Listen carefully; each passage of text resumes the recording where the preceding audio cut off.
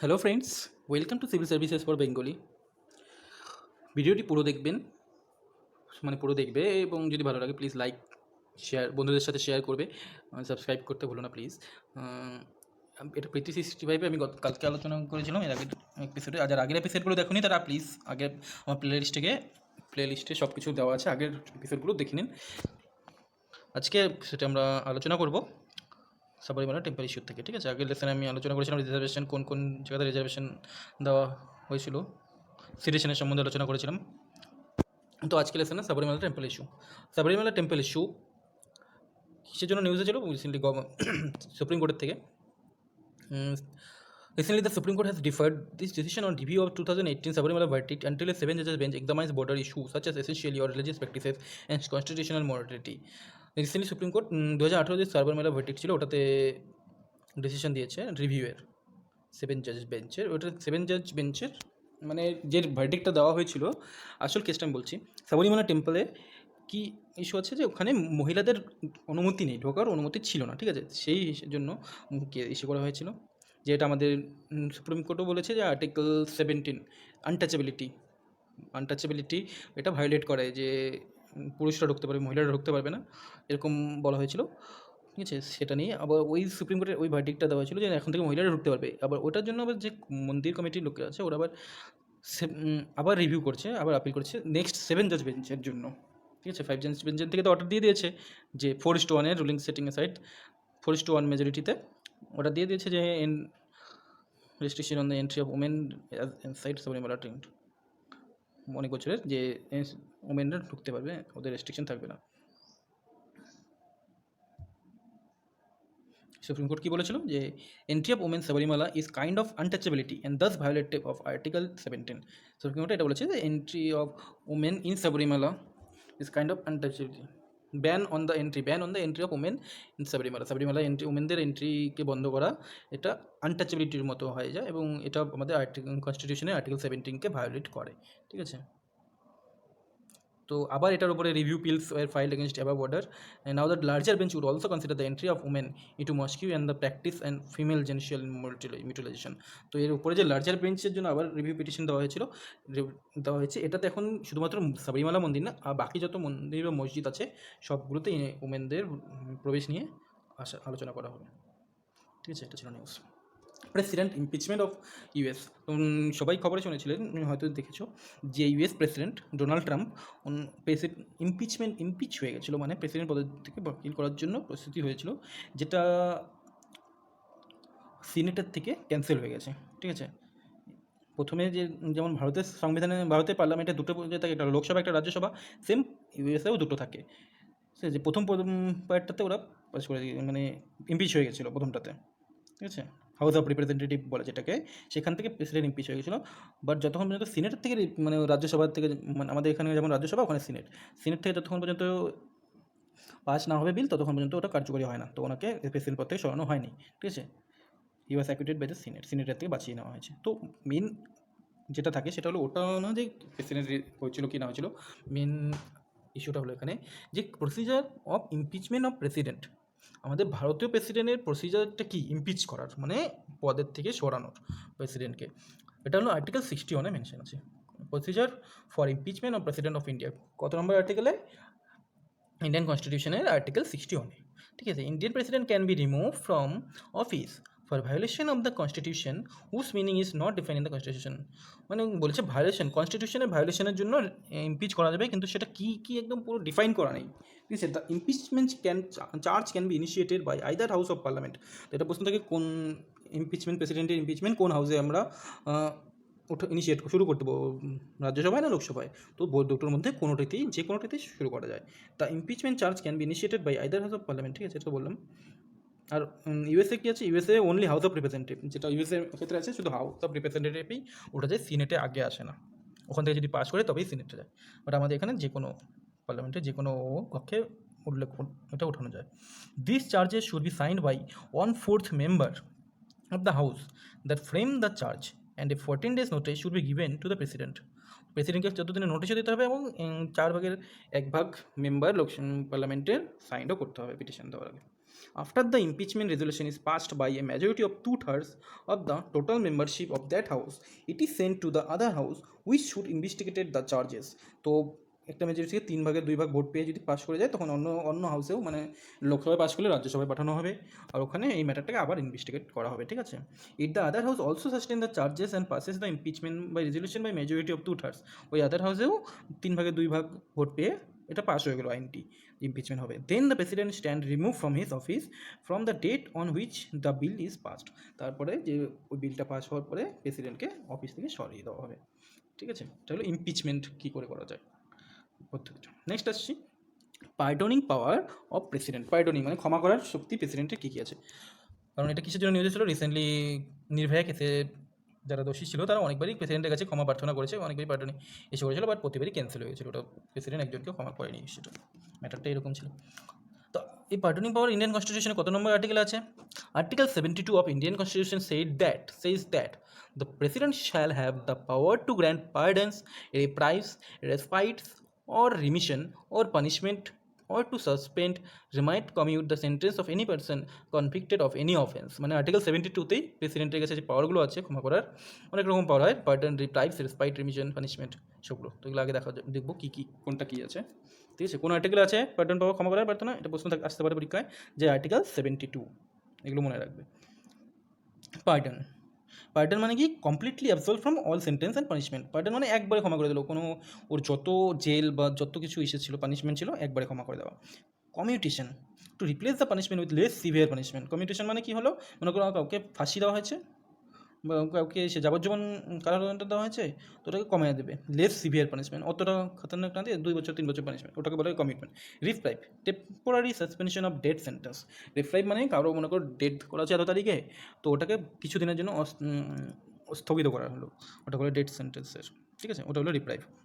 Respite, awarding a lesser punishment on some special ground like pregnancy. Respite আবার কোনটা, যখন কিছু স্পেশাল জিনিস, যেমন প্রেগনেন্সি কোনো মহিলার যদি হয়ে যায় তখন তাকে কিছু কম পানিশমেন্ট দেওয়া হবে কোনো কাজের জন্য, ওটা হলো রেসপাইট। এই সব কিছু পরেই ইসের কাছে প্রেসিডেন্টের কাছে থাকে, ঠিক আছে? Remission, direction of the amount of the sentence without changing it's character.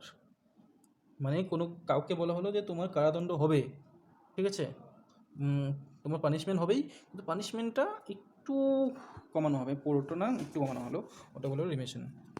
The parliament president can exercise this পাওয়ার। এছাড়াও আরও অন্যান্য প্রেসিডেন্ট হিসেবে পারে, যেমন কোথাও কোনো আর্মিতে বা কোনো ইস্যুতে কোর্ট মার্শাল হলে প্রেসিডেন্ট ওটার কাছে ক্ষমা প্রার্থনা করতে পারে প্রেসিডেন্টের কাছে। In case all where the punishment of sentence for offence against any law relating to matter which the executive power of the union extends. যে কোনো আইনের বিরুদ্ধে প্রেসিডেন্ট ক্ষমা করতে পারে। In all case where the sentence to death, যে কোনো ফাঁসির সাজা বা ইস্যুতেও প্রেসিডেন্ট ক্ষমা প্রার্থনা করতে পারেন। The power of pardon of the president is exercised on the advice of council of minister. But যে পার্ডনের পাওয়ারটা আছে বা যে কোনো পাওয়ারই কাউন্সিল অফ মিনিস্টারের অ্যাডভাইস নিয়েই করতে পারে। এটা না যে আমি প্রেসিডেন্ট, আমি ইচ্ছা করলে মনে করবো, সেটা পারবে না। আমার যখন সমস্ত মিনিস্টাররা থাকে বা ক্যাবিনেটের আছে, সবার থেকে অ্যাডভাইস নিয়েই প্রেসিডেন্ট ডিসিশনটা নেয়।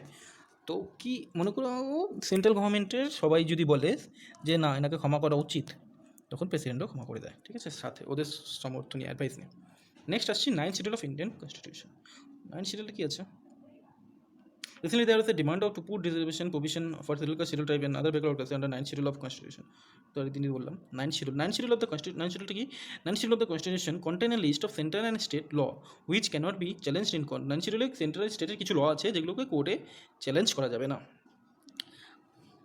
Any act which is added under the 9th schedule gets resistant from any encroachment from judiciary, even if it infringes fundamental rights of an individual. এখানে যদি কারো ফান্ডামেন্টাল রাইটসও ঘাটা হয় তাও ওটা জুডিশিয়ারি রিভিউ করা যাবে না। It was added with the first amendment in 1951. It is created by a new article 31B, which along with 31A was brought in by government to protect laws related to agrarian reform and for abolishing zamindari system. Zamindari সিস্টেমে করা হয়েছিল এটা abolish করার জন্য first অ্যামেন্ডমেন্টে 1951-এ এটা create করা হয়েছিল, ঠিক আছে? আরও ইম্পর্টেন্ট আইটেমস।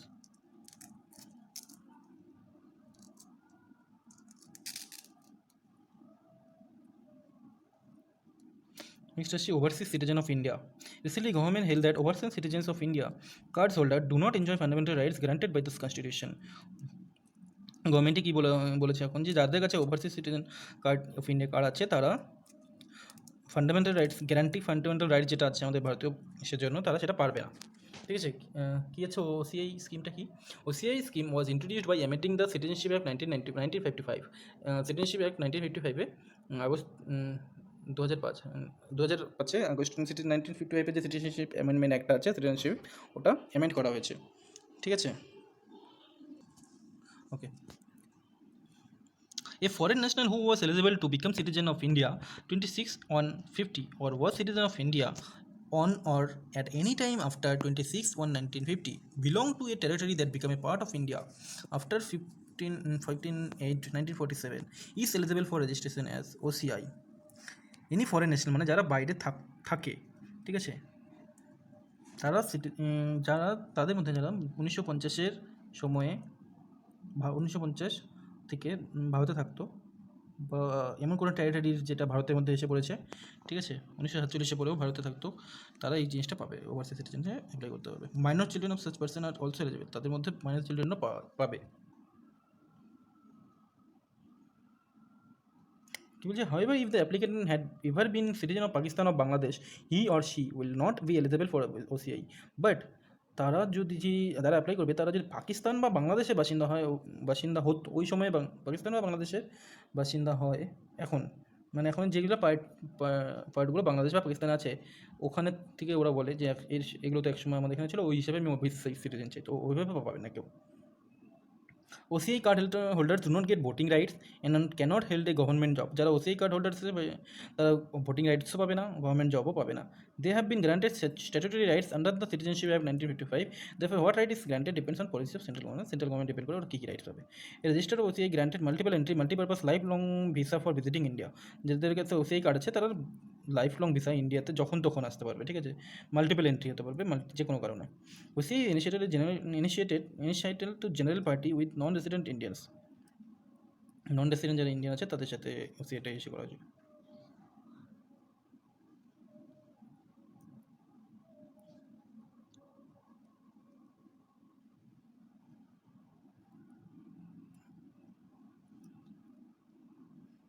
এগুলো একটু পড়ে নেবে আর্টিকেলসগুলো, এই আর্টিকেলসগুলো ডাইরেক্ট লক্ষ্মীকান্তের বইয়ের আর্টিকেলস থেকেও একবারে পড়তে পারবে, ঠিক আছে।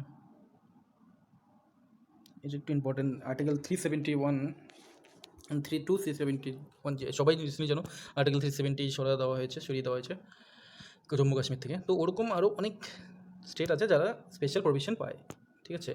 It's a part of 21 Constitution of India and grant temporary transition and special provision to some state in the country, while Article 371 is a part of Constitution at the time of commencement. Article 371 through 371J were incorporated subsequently. দেখো বলতেছে article 371 deals with Gujarat, 371 থেকে শুরু হয়, ঠিক আছে। 371 হলো গুজরাট, মানে 370 ছিল জম্মু কাশ্মীর, সবাই জানে, যেটা এখন উইথড্রল করা হয়েছে। এরকম আরও অনেক রাজ্যের সাথে করা আছে যে স্পেশাল প্রভিশন পাবে, কোনো যখন যেতে পারমিশন বা অনেক কিছু আছে জায়গা টাকা কেনার ব্যাপারে, আচ্ছা, বা কম দামে সরকারের যে কোনো স্কিম আসবে হিসেবে।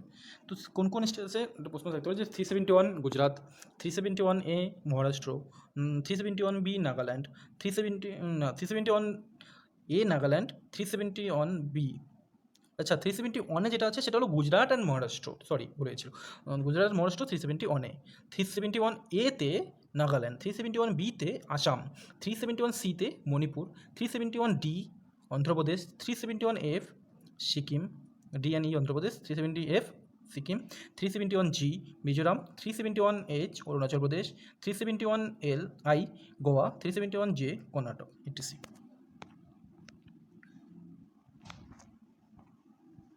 তো নেক্সট আছে functional of parliamentary state, legislature, local government, legislature, parliamentary committee কিছু জন্য নিউজ আছে যে in recent session of parliament can certain beans war passed without the scrutiny by parliamentary standing committee. পার্লামেন্টে কী হয়েছিল যে কোনো বিল পাস করার সময় ওটাকে একটা কমিটির দ্বারা স্ক্রুটনি করা হবে, বাট এমন রিসেন্টলি অনেকগুলো বিল পাস হয়েছে যেগুলো কোনো রকম পার্লামেন্টারি কমিটির দ্বারা স্ক্রুটনি করা হয়নি, যেমন CA 370, এটাও কোনো রকম কমিটির দ্বারা ইস্যু করা হয়নি, আর্টিকেল 370 যেটা হাঁটানো হলো 35, ঠিক আছে। About parliamentary committee, parliament committee are two kinds, standing committee, permanent in nature, constitute every year, work on a continuous basis. দুটো কমিটি থাকে, স্ট্যান্ডিং কমিটি, অ্যাড কমিটি। তো স্ট্যান্ডিং কমিটি করা যেটা পার্মানেন্টলি থাকে, প্রতি বছর আলাদা করে ইস্যু করা হয়, কনস্টিটিউট করা হয়, work on a continuous basis, ওর কাজ করতেই থাকে। আর অ্যাডক কমিটি কি, temporary in nature, create existing competition of task agent of them. Ad hoc committee কি, মনে করো একটা বিল আসলো, তুমি পার্সোনালি ওই বিলটার জন্যই আমি একটা কমিটি তৈরি করলাম যে এই বিলটার সম্বন্ধে সমস্ত তোমরা ইনভেস্টিগেট করো, সব কিছু যাচাই করে আমাদের রিপোর্ট দাও। ওটা হলো অ্যাডহক কমিটি, ঠিক আছে? তো ওদের কাজ কি? বেসিক্যালি এদের কাজ হলো ensure detailed scrutiny and uphold government accountability, work in non partisan manner, aids an opposition to play greater role in exercising control over the executive, engage with relevant stakeholders, ensure financial progress। যত সব financially problem আছে, তারপরে government accountability যত আছে, কোনো রকম পার্টিশিয়ান ম্যানারে দেখবে না, মানে এই পার্টির পক্ষ থেকে ওই পক্ষ থেকে একদম নিউট্রাল হয়ে দেখবে, ঠিক আছে? অনেক কিছুই আছে ওদের ইসে।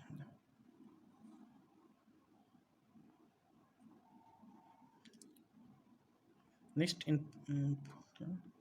ইম্পর্টেন্ট জিনিস হলো anti defection law. Next anti defection law হলো আমাদের ইন্ডিয়ান কনস্টিটিউশনের 10 শিডিউল আছে, 10 শিডিউল আনা হয়েছিল। আই থিঙ্ক 1985-এ এটা কনস্টিটিউট করা ছিল, ঠিক আছে? 1985-এ, হ্যাঁ, এখানে মেনশন আছে। তো অ্যান্টি ডিফেকশন ল নিউজে কি recent Supreme Court recently appeal former Karnataka assembly speaker decision to discover 75 rebel law makers but allowed to rebel to contest the by poll. এটা তো গুরুত্বপূর্ণ যে কেন নিউজে ছিল, ওটা প্রশ্ন আসবে না। প্রশ্ন আসবে যে অ্যান্টি ডিফেকশন লটা কী। তো the 10th schedule was inserted in the constitution in 1985 by the 52nd Amendment Act। কততম অ্যামেন্ডমেন্ট অ্যাক্টের দ্বারা অ্যান্টি ডিফেকশন ল আনা হয়েছিল? 52তম অ্যামেন্ডমেন্ট অ্যাক্টের দ্বারা, ঠিক আছে? কত শিডিউল এটা? 10th schedule. আর কত সালে এসেছিলো? 1985 সালে। এটা কি অ্যান্টি ডিফেকশন? যে আয়রাম গেরাম, আজকে এই পার্টি কালকে ওই পার্টি গেলাম, তার যাতে এই জিনিসটা বন্ধ হয় সেজন্য এটা আনা হয়েছিল, ঠিক আছে? সেখানে কতগুলো প্রসিজার আছে যেগুলো করলে মানে ওনার যে পার্লামেন্টে এমপি বা এমএলএ ওটার থেকে ডিসকোয়ালিফাই করা হতে পারে। ইট lay down process by legislature, যেটা বললাম। আর এটা ডিসকোয়ালিফাই কে করতে পারে? পাওয়ারটা থাকে প্রেসাইডিং অফিসার, মানে আমাদের যেটা স্টেটের ক্ষেত্রে স্পিকার, আর রাজ্যসভা লোকসভার ক্ষেত্রে স্পিকার, রাজ্যসভার ক্ষেত্রে যে ভাইস প্রেসিডেন্ট থাকে, চেয়ারম্যান অফ দ্য চেয়ারম্যান যে থাকবে। তো লেজিসলেটিভ হ্যাভ ডিফেক্টেড ইফ, কী কী কারণের জন্য ডিফেক্ট হতে পারে? He either voluntary give up the membership of the party, যদি ভলেন্টারি পার্টি ইসে করতে চায় করে। Disobey the directives of the party leadership on a vote, ঠিক আছে? ডিসওবে মানে পার্টি যেদিকে ভোট দিতেছে তার উল্টা দিকে ওই ভোট দিছে, সেই জন্য ওকে ডিসকোয়ালিফাই করা যেতে পারে। The law apply to both parliament আর স্টেট অ্যাসেম্বলিজ, আর এই জিনিসটা দুজনেই পার্লামেন্ট আর স্টেটের ক্ষেত্রে দুজনেই হতে পারে। আরও অংশ আছে যে তুমি অন্য কোনো হিসাবে ভোট দিতে পারবে না, অন্য কারো সম্বন্ধে বলতে পারবে, ভালো বলবে বা ইসে করবে, সেটাও চলবে না, ঠিক হবে না। মানে পার্টির তরফে পার্টি যেটা বলবে সেটাই করতে হবে, এরকমই একটা ইস্যু হয়ে যায়। তুমি মনে করলে আজকে আমি এই পার্টি ছেড়ে ওই পার্টিতে যাব, সেটাও পারবে না, তোমাকে মেম্বারশিপ থেকে ডিসকোয়ালিফাই করে দিতে পারে, ঠিক আছে? তো ওটা কিছু আবার এটাই আবার অ্যামেন্ডমেন্ট করা হয়েছিল কিছু ল, এটার মধ্যে exception under the law, exception দেখো কী কী আছে। Legislator may change their party without the risk of disqualification in circumstances, party কখন চেঞ্জ করতে পারে রিস্ক ছাড়া? The law allow party merge with or into another party provide that at least 2/3 of its legislature are in favour of the merger. মানে পার্টির যে 3 ভাগে 2 ভাগ অংশ যদি একবারে চলে যায় তাহলে ওরা যেতে পারবে। যেমন রিসেন্টলি গোয়াতে হয়েছিল 15 জন এমএলএর মধ্যে 12 জন কি 10 জন চলে গেছে, 12 জন কংগ্রেসের থেকে, 15 জন কংগ্রেসের এমএলএর মধ্যে 12 জনে বিজেপিতে চলে গেছে, তখন ওদের মধ্যে কোনো রকম এসে অ্যান্টি ডিফেকশন ল লাগেনি, ঠিক আছে? If a person is elected as the speaker of Lok Sabha of the chairman Rajya Sabha, মানে কোনো পার্সন যদি স্পিকার হতে পারে আর তখন সে ভলেন্টারি পার্টির থেকে চলে যায়, তখন তার উপরে লাগবে না, ঠিক আছে? আবার যারা নমিনেটেড মেম্বার আছে, নমিনেটেড মেম্বারের ক্ষেত্রে যদি নমিনেটেড কোনো মেম্বার 6 মাসের মধ্যে কোনো পার্টি জয়েন করে তাহলেও তাকে অ্যান্টি ডিফেকশন ল লাগাতে পারবে না। কিন্তু ও নমিনেটিং করছে, গভর্নর বা প্রেসিডেন্ট নমিনেট করছে, বা 6 মাস পরে অন্য একটা পার্টি জয়েন করলো, তখন তার মধ্যে অ্যান্টি ডিফেকশন লেগে যেতে পারে, ঠিক আছে? তো আজ এটুকুই থাক, পরবর্তী লেসনে আলোচনা করব। ভালো লাগলে প্লিজ লাইক কমেন্ট শেয়ার করুন, সাবস্ক্রাইব করতে ভুলবে না প্লিজ। সাবস্ক্রাইব করো আর নিজেদের বন্ধুদের মধ্যে শেয়ার করো, ঠিক আছে? Thank you, thanks for watching.